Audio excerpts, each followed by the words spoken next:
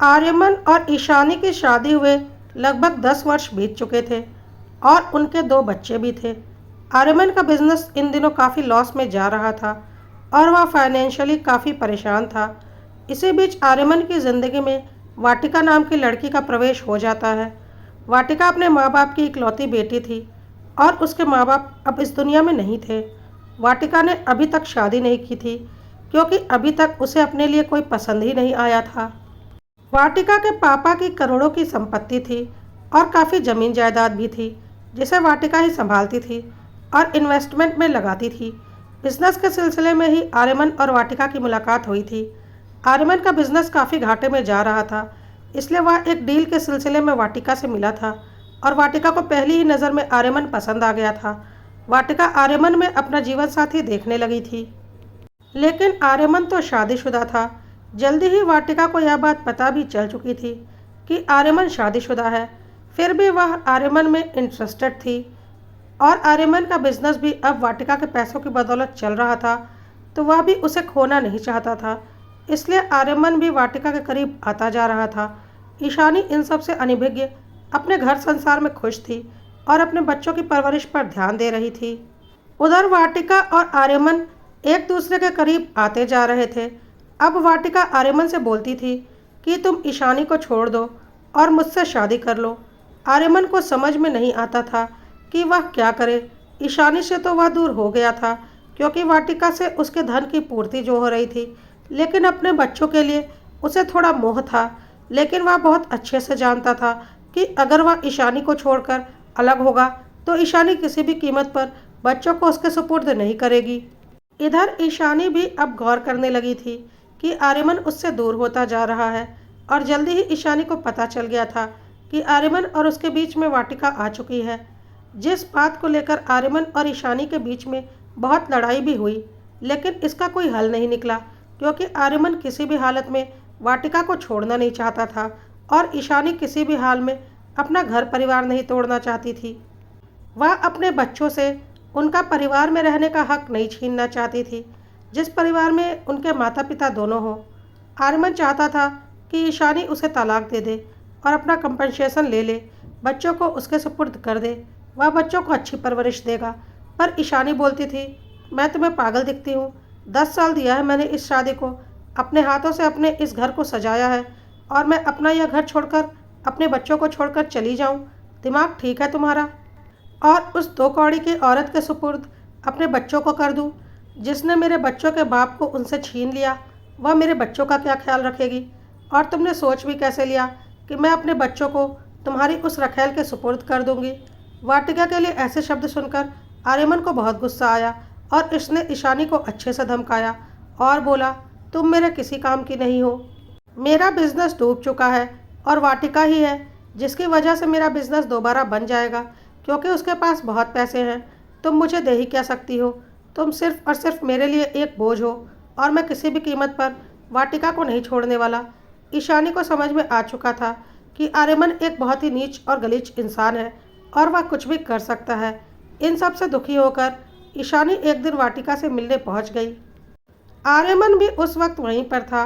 वहां पर काफ़ी लड़ाई हुई उन लोगों की। ईशानी ने बोला, आर्यमन, तुम इस वाटिका के लिए अपने बीवी और बच्चों से किनारा कर रहे हो, सिर्फ और सिर्फ इसके पैसों के लिए। मैं गारंटी लेती हूँ यह तुम्हें अपनी एक फूटी कौड़ी नहीं देने वाली, सिर्फ तुम्हें अपनी उंगलियों पर नचा रही है और मेरा घर परिवार तोड़ रही है। अभी भी वक्त है, सुधर जाओ और अपने परिवार के पास वापस आ जाओ। पैसे से परिवार नहीं बनते। वक्त आने पर यह तुम्हें दूध से मक्खी की तरह निकाल कर फेंक देगी जब इसे तुमसे अच्छा कोई और मिल जाएगा, क्योंकि इसे पति नहीं शरीर चाहिए। यह सब कुछ सुनकर वाटिका को बहुत गुस्सा आया और वह बोली, क्या बकवास कर रही हो? मैं सच में आर्यमन से बहुत प्यार करती हूँ और तुम हमारे बीच आ रही हो।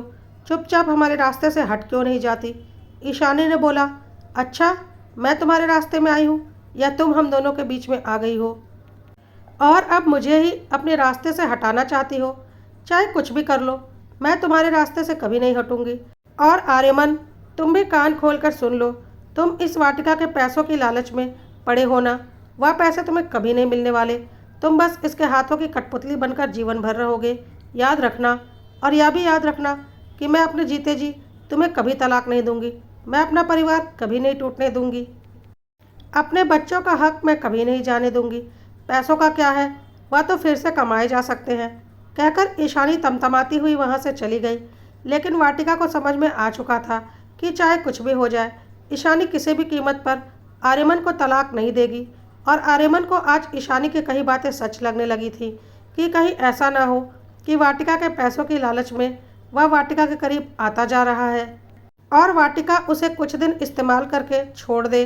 कहीं ईशानी की कहीं एक एक बात सच ना हो। वाटिका को भी समझ में आ गया था कि ईशानी आर्यमन के दिमाग में अपनी कई बातों को भरकर चली गई है। खैर, 2-3 दिन बीत चुके थे और आर्यमन, ईशानी और वाटिका तीनों अपने अपने में परेशान थे, पर कोई भी झुकने को तैयार नहीं था। वाटिका आर्यमन से शादी की अपनी बात पर अड़ी थी और ईशानी भी अड़ी हुई थी कि वह किसी भी कीमत पर आर्यमन को तलाक नहीं देने वाली।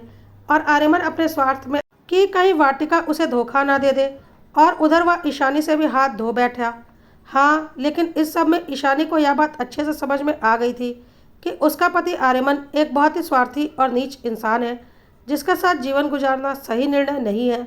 पर सिर्फ और सिर्फ अपने बच्चों के खातिर वह इस रिश्ते को ढोना चाहती थी।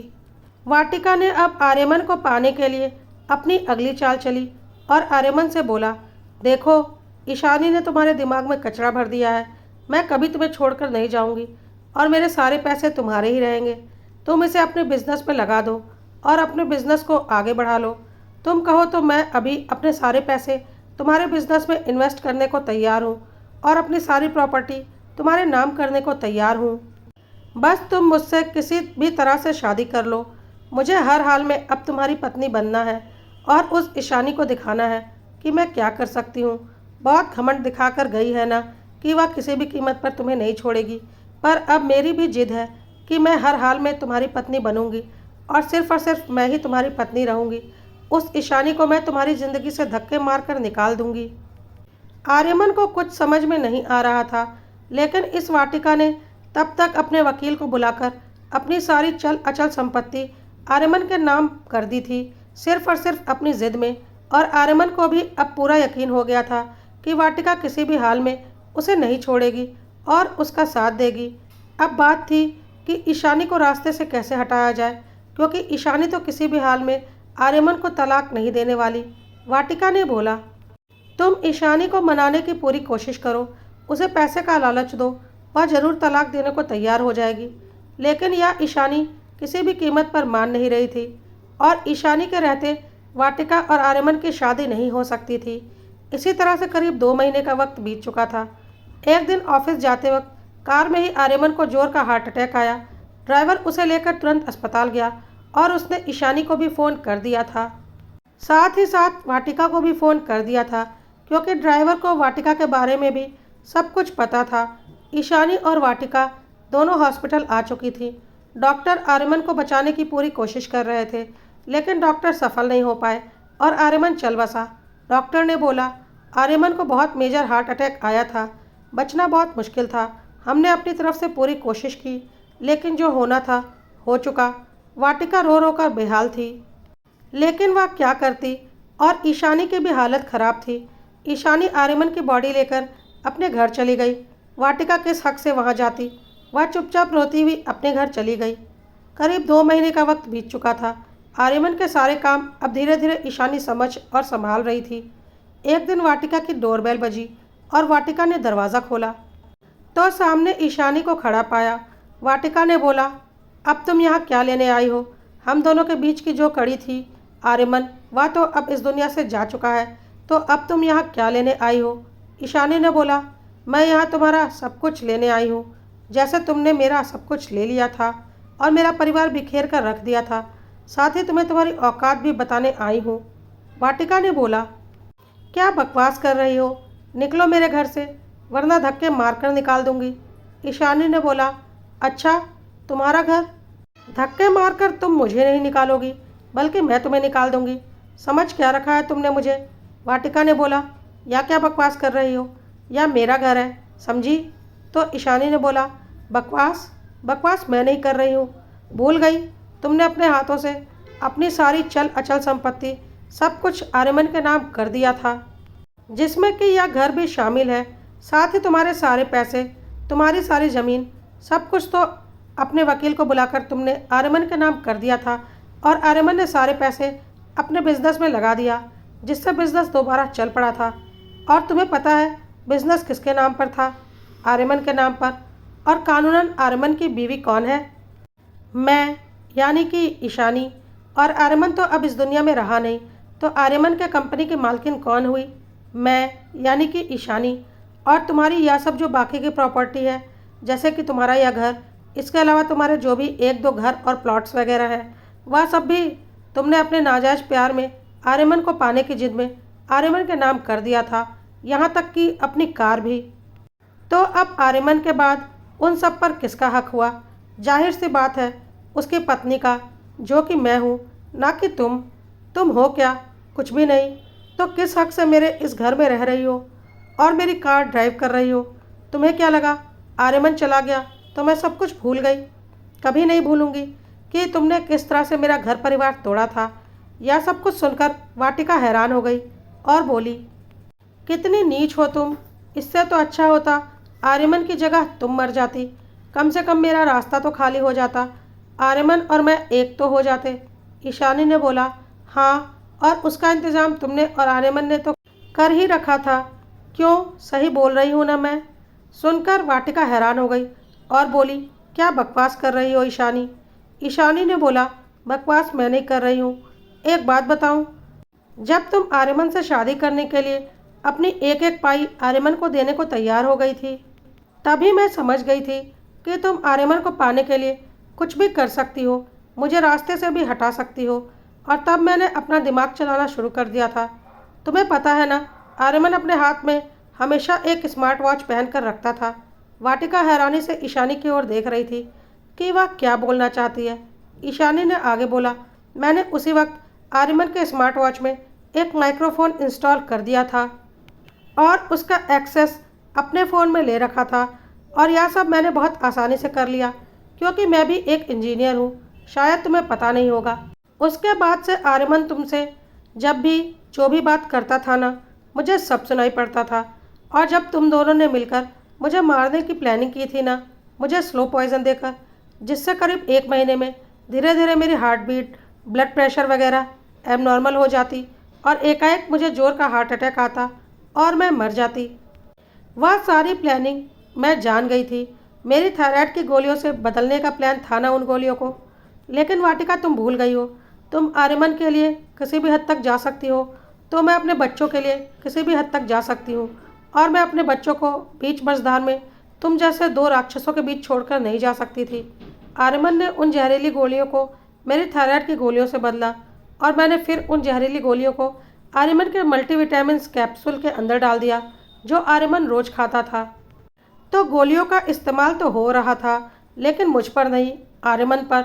मैंने तुम लोगों की चाल तुम लोगों के ऊपर ही चल दी। मुझे मारने की प्लानिंग की थी ना तुमने और आर्यमन ने मिलकर, तो देखो उसका नतीजा क्या हुआ। सुनकर वाटिका हैरान थी। इशिका ने आगे बोला, अब आगे से मेरी कंपनी में पैर रखने की ज़रूरत भी मत करना, वरना टांगे तोड़कर हाथ में दे दूंगी। और हाँ, अभी आधे घंटे के अंदर मेरा यह घर खाली करो, वरना धक्के मारकर इस घर से बाहर निकलवा दूंगी। वाटिका हैरान हो गई और बोली, ईशानी, ऐसा मत करो, यह सब कुछ मेरा है, तो मेरी ही चीज़ तुम मुझसे कैसे ले सकती हो? तुम्हें भी सच्चाई पता है। ईशानी ने बोला, तुम्हारी वजह से मेरा परिवार बिखर गया और तुम मुझसे रहम की उम्मीद कर रही हो। चुपचाप आधे घंटे के अंदर यहाँ से निकल जाओ, वरना। कहकर ईशानी ने सिक्योरिटी गार्ड को आवाज़ दी और सिक्योरिटी गार्ड आ चुका था। ईशानी ने सिक्योरिटी गार्ड से बोला, देखो, इस मैडम को बोल दो कि आधे घंटे में मेरा यह घर खाली कर दे, और अगर यह नहीं निकलती है तो इसका सामान उठाकर घर से बाहर फेंक देना और धक्के मारकर इसे घर से बाहर निकाल देना। और हाँ, इसके जाने से पहले घर अच्छे से चेक कर लेना, कोई कीमती चीज़ चुरा कर ना ले जाए। आजकल चोरों का कोई भरोसा नहीं रहा। सिक्योरिटी गार्ड ने बोला, या आप क्या बोल रही हैं? या तो हमारी मैडम है और या इस घर की मालकिन है। इस पर ईशानी ने बोला, या तुम्हारी मैडम और इस घर की मालकिन थी, लेकिन अब नहीं है। अब इस घर की मालकिन मैं हूँ, याद रखना, वरना कहीं और नौकरी ढूंढ सकते हो। बात समझ में आ गई? सिक्योरिटी गार्ड को कुछ समझ में नहीं आया और वह वाटिका की ओर देख रहा था और वाटिका कोई जवाब नहीं दे रही थी, इसलिए वह भी चुपचाप वहाँ से चला गया। वाटिका चिल्लाती रही कि ईशानी, मैं कहाँ जाऊँगी, मैं क्या करूँगी, मेरे पास तो अब कुछ भी नहीं बचा। लेकिन ईशानी वाटिका की सारी बातों को अनसुना करते हुए अपनी कार में बैठकर निकल गई और वाटिका के ड्राइवर से उसके कार की चाबी लेते हुए ड्राइवर को बोल दिया, अब मुझे इस कार के लिए किसी ड्राइवर की ज़रूरत नहीं, आप कहीं और नौकरी ढूंढ लो, क्योंकि इस कार की मालकिन अब मैं हूँ और मेरे पास पहले से ही अपनी कार है। कहकर ईशानी वहाँ से चली गई। ड्राइवर ने भी चुपचाप गाड़ी की चाबी दे दी, क्योंकि सिक्योरिटी गार्ड ने उसे सारा कुछ बता दिया था। वाटिका पागल सी कभी अपने घर को देख रही थी, कभी अपनी कार को। ड्राइवर और सिक्योरिटी गार्ड वाटिका को देखकर हैरान हो रहे थे, उन्हें कुछ भी समझ में नहीं आ रहा था। तब तक ईशानी का वकील वहां आ चुका था, सबको समझाने के लिए और घर खाली करवाने के लिए। आज ईशानी ने वाटिका और आर्यमन से उसे धोखा देने और उसकी जान से मारने की कोशिश करने की साजिश का पूरा बदला एक साथ ले लिया था। सच्चाई यह थी कि खुश तो ईशानी भी नहीं थी, क्योंकि उसने जो कुछ भी किया था वह उसकी मजबूरी थी। अगर वह आर्यमन को नहीं मारती तो आर्यमन उसे मार देता, और अपनी जान हर किसी को प्यारी होती है। साथ ही साथ ईशानी के ऊपर उसके दो बच्चों की जिम्मेदारी भी थी, क्योंकि उनका बाप एक अय्याश और पैसों का भूखा आदमी था, जिसे बच्चों से ज़्यादा अपनी दौलतमंद रखैल से प्यार था, सिर्फ और सिर्फ उसकी संपत्ति के लिए। ईशानी ने तो अपनी आखिरी दम तक कोशिश की थी अपना घर बचाने की,